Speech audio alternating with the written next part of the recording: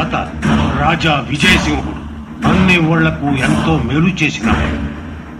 కానీ ఆయన చేసిన ఒకే తప్పు ఆ జలంధరుని దళపతిని చేయడం. ఆ రోజు నుంచి ప్రజల్ని వాడు హింసించడం మొదలు పెట్టాడు. ఇది తెలియకుండా రాజుగారిని యువరాణిని మభ్యపెట్టాడు. చుట్టుపక్కల 56 ఊళ్ళలో తరతరాలుగా 2 పూజలు జరుగుతూ వస్తున్నాయి. ఒకటి విత్తనాలు నాటేటప్పుడు చేసే విత్తన పూజ, ఇంకొకటి కోతలు కోసేటప్పుడు చేసే పంట పూజ. ఆ పాపాత్ముడు జలంధరుడు వచ్చిన తర్వాత పంట పూజే జరగలేదయ్యా. రేపు లేదెల్లుండి పంట పూజ జరగాలి, కానీ జరగదయ్యా. జరుగుతుందమ్మా. రేపు లేదు ఎల్లుండి బసివి కోనలో పంట పూజ జరుగుతుంది. అది జరిగేంత వరకు నేను మీతోనే ఉంటాను.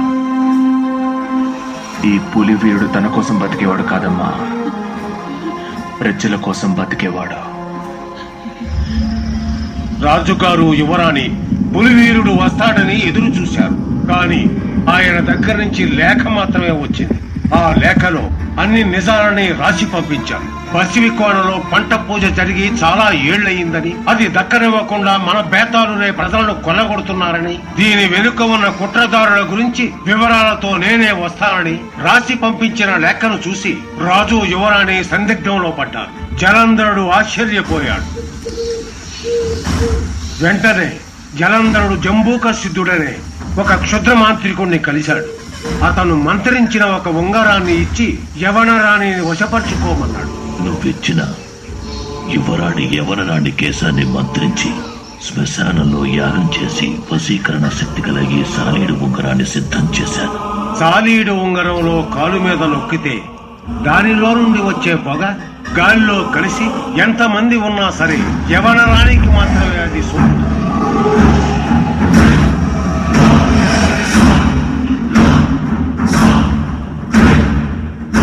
పొమ్మని చెప్తున్నాను కదా. ఉంగరాన్ని మొత్తం విరిచేస్తే యవనరానికి పిచ్చిపట్టి ప్రణయతాండవం చేస్తుంది. తర్వాత ఆమెను అడ్డు పెట్టుకుని రాజునే బంధించాడు జలంధరుడు. బేతాల కోట అధికారం అంతా జలంధరుడి చేతికి వచ్చింది.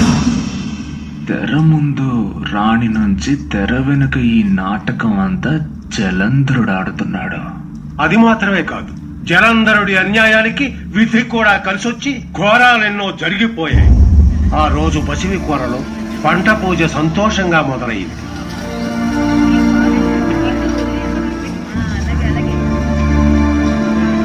పులివీరుణ్ణి ఎదురొట్టి గెలవలేనని తెలిసిన జలంధరుడు అడ్డదారిలో వచ్చాడు. పులివీరుడు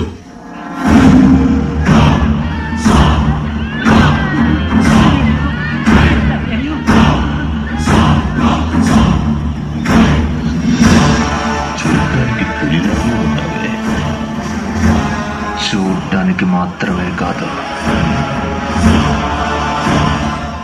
భయపడకండి, వాళ్ళు మీ పిల్లలు కాదు, నా పిల్లలు. కాపాడి తీరతాను. ఒక్కడుగు ముందుకేసిన పిల్లలందరూ చేస్తారు. భూమిని స్వర్గం చేసే దేవతలు రా పసిపిల్లలు. వాళ్ళని చంపి ఏ నరకాన్ని రా ఏలుకోబోతున్నావు? రాజ్యం నా చేతికి రావడానికి ఏ పనికైనా వెనకాడు. మేం ప్రాణాలతో ఉన్నంత వరకు అది జరగదు. నువ్వు వచ్చిన వెంటనే వాళ్ళకి భయం పోయింది. నీకు భయం వచ్చిందిగా. చెడ్డోడికి ఎన్నో శక్తులుండొచ్చు, మంచోడికి ఒకే శక్తి, ప్రజాశక్తి. అందుకే నీ ఆయుధం పెట్టుకునే నిన్ను అంతం చేయబోతున్నాను. ఒక్క బిడ్డ ఒంట్లో నుంచి ఒక్క బొట్టు రక్తం వచ్చిందో వాళ్ళ ఒంట్లోంచి ఒక్క బొట్టు రక్తం కూడా రాకుండా ఉండాలి అంటే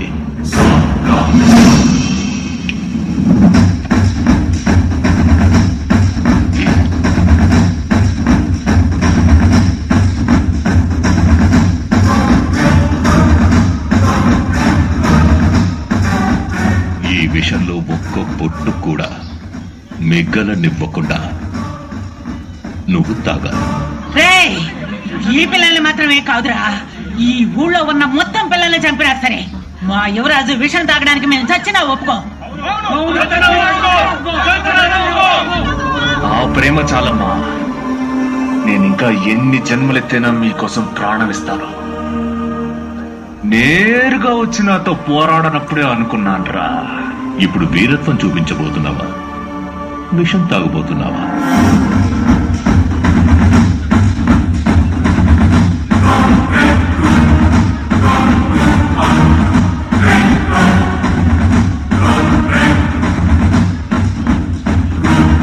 విషం తాగితే వదిలేస్తావా? నీ మీదొట్టు. నువ్వు వేసిన ఓటుని నమ్ముతున్నాను. అయ్యా అయ్యా అయ్యో వద్దయ్యా, మీరు ఈ దేశానికి కాబోయే మహారాజు. మీకోసం మేము అందరం ప్రాణాలు ఇవ్వడానికైనా సిద్ధంగా ఉన్నాం. మీరు కలకాలం లక్షణంగా ఉండాలయ్యా. వద్దయ్యా, వద్దు అయ్యా అయ్యా వద్దయ్యా, అయ్యా అయ్యా వద్దయ్యా, తాగొద్దయ్యా, తాగొద్దయ్యా అయ్యా. ఇక్కడ చివరి ప్రాణం వరకు కాపాడడం ఒక నాయకుడిగా నా బాధ్యత. నా అన్నతిని శిరస వహించడం మీ అందరి బాధ్యత.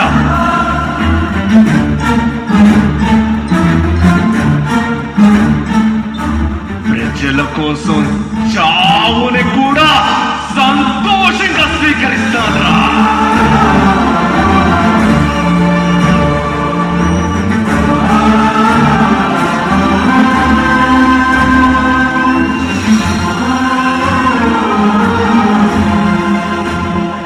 మీరు పోతే దేశాన్ని ఎవరు కాపాడతారయ్యా? నువ్వేరా. ఒక్కొక్కడు వీరుడై దేశాన్ని కాపాడగలిగితే రాజనేవాడే అక్కర్లేదురా. ఈ భూమి నాకు సొంతం కాబోతోంది. నువ్వు ఈ భూమికి సొంతం కాబోతున్నావు. అందరా నేను విత్తనాన్ని. నన్ను పాతిన చోట ఇంకొకడు మొలిచి దళపతి, యువరాజుకు మగబిడ్డ పుట్టాడట. నువ్వు అన్నట్టుగానే మొలిచొచ్చు.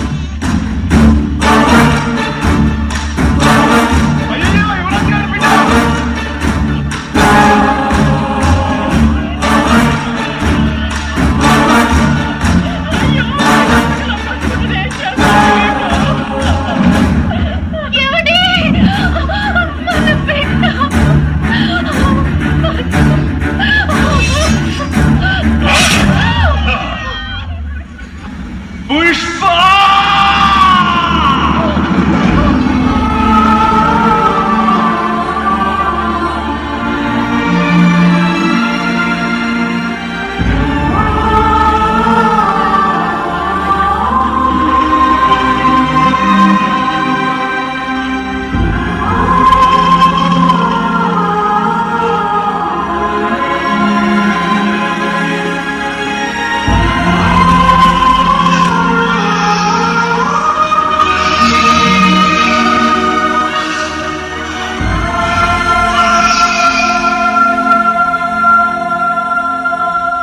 బిడ్డను తీసుకెళ్లి నరికి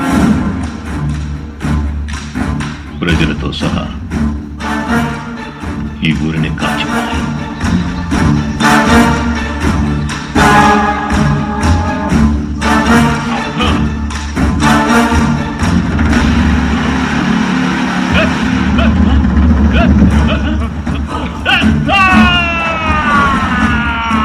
శక్తుల వల్ల శపించబడి పక్షులుగా మారిన మనుషులు ఆ కొండ ప్రాంతాల్లోనే బతుకుతుండేవారు. వాళ్లే నిన్ను మృత్యువు నుంచి కాపాడి పక్షిగూడు లాంటి దోణిలో పెట్టి తోడుగా గుడ్డును పెట్టి నదిలో వదిలారు. మరి శపించబడ్డ మనుషుల్లో సూర్యుడు కూడా ఒకడా? అందుకే మాట్లాడుతున్నాడు. మీ అమ్మను నాన్నను నల్ల చిరుత చంపిందని జలంధరుడు అబద్ధం ఆడాడు. యవనరానికి పెళ్ళయింది. ఒక ఆడపిల్ల పుట్టగానే ఆమె భర్తను కూడా జలంధరుడే చంపి ఎప్పటిలాగే నల్ల చిరుతే చంపిందని అందరినీ నమ్మించాడు. యవనరానికి ఏం జరుగుతోందో కూడా తెలియదు. వాణ్ణి గుడ్డిగా నమ్మింది. యువరాణిగా ఉన్న యవనరాణి తనకు తానే కిరీటం పెట్టుకొని రాణి అయ్యింది. కానీ ఆనాటి నుంచి జలంధరుడే అన్నిటికీ సూత్రధారి. జంబూక సిద్ధుడు జలంధరుడు ద్వారా చావురాని వరమిచ్చే బలిపూజ చేయమని రాణికి చెప్పాడు. రాణి కూడా ఆ ప్రలోభానికి లొంగిపోయి అమాయకురాలైన ఆ రాణి చేత ప్రతి సూర్యగ్రహణం రోజు పౌర్ణమి నాడు పుట్టిన ఒక స్త్రీని బలి ఇచ్చే ఆ పూజను చేయించాడు. 18 సార్లు ఈ పూజను ఆపకుండా చేస్తే రాణికి చావులేని వరం వస్తుంది. ఆ తర్వాత బ్రహ్మచారి అయిన జలంధరుడు రాణితో సంబంధం పెట్టుకుంటే చావురాని వరం అతనికి వస్తుంది. చివరిగా రాణిని కూడా చంపేద్దామనే పన్నాగం పన్నాడు. 17 సార్లు ఏ అంతరాయం లేకుండా బలి పూజను విజయవంతంగా పూర్తి చేశారు. ఇది 18వసారి. రేపే సూర్యగ్రహణం. ఇదే చివరి పూజ. మనోహర, ఆ పూజను జరగకుండా ఎలాగైనా నువ్వే ఆపాలి. ఆ పూజ జరిగితే మానవ జాతే వాడి చేతికి చిక్కి మట్టి పాలైపోతుంది. దాన్ని ఆపడం నీకు మాత్రమే సాధ్యం. ఎక్కడన్నా మనోహరుడు కనపడటం లేదు. నాతో చెప్పేళ్ళాడా? ఏంట్రా అన్నబుద్ధం మీద చేసే అలవాటు?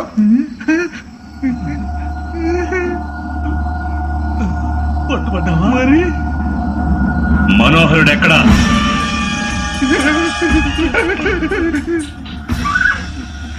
అదా కేవలం మేము నటులో వేషం వేయించిన వాటి కదా మీరు అడగాలి.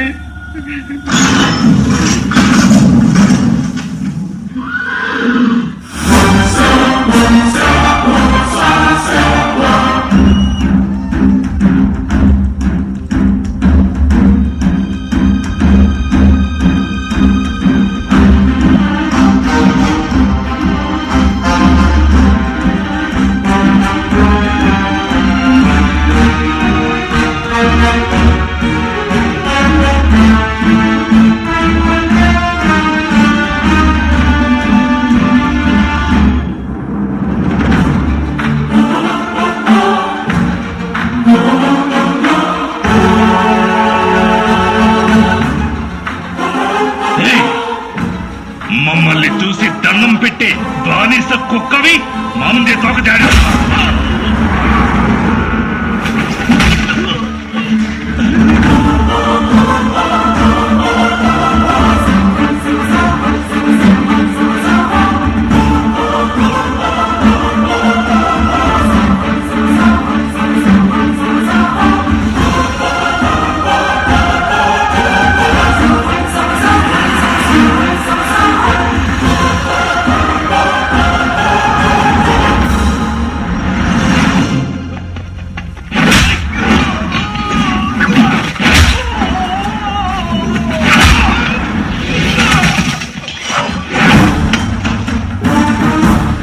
మాకు మిత్రులుగా వస్తే ఆదరించడమో తెలుసు, శత్రువులుగా వస్తే అంతం చేయడమో తెలుసు.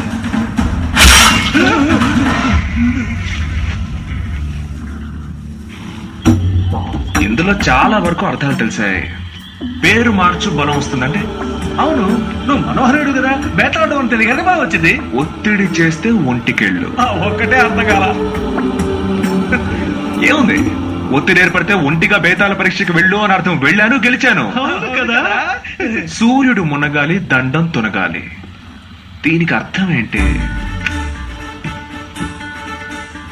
భూలోకం మాలకం జంబా, మీరు పైన రాణి బలిపీఠం ఉన్న గదికి వెళ్ళాలి.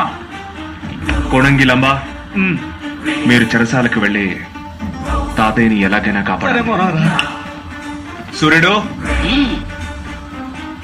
కోట చుట్టూ ఉన్న అన్ని ప్రదేశాలని నువ్వే చూసుకోవాలి.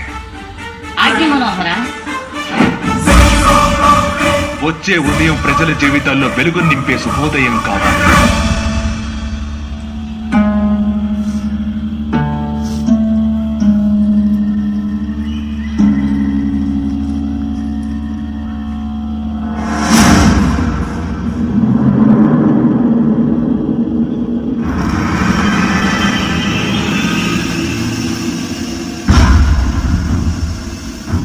మనోహరుడు రజకుడిని వెళ్ళి కలిశాడు. వాడిని చావచేత కొట్టి నిజాలు రప్పించాను. ఏంటా నిజం? మన సామ్రాజ్యాన్ని మిమ్మల్ని సమూలంగా అంతం చేయడానికి ఆ కింకిణి దేశం నుంచి వచ్చిన హంతకుడే ఆ మనోహరుడు.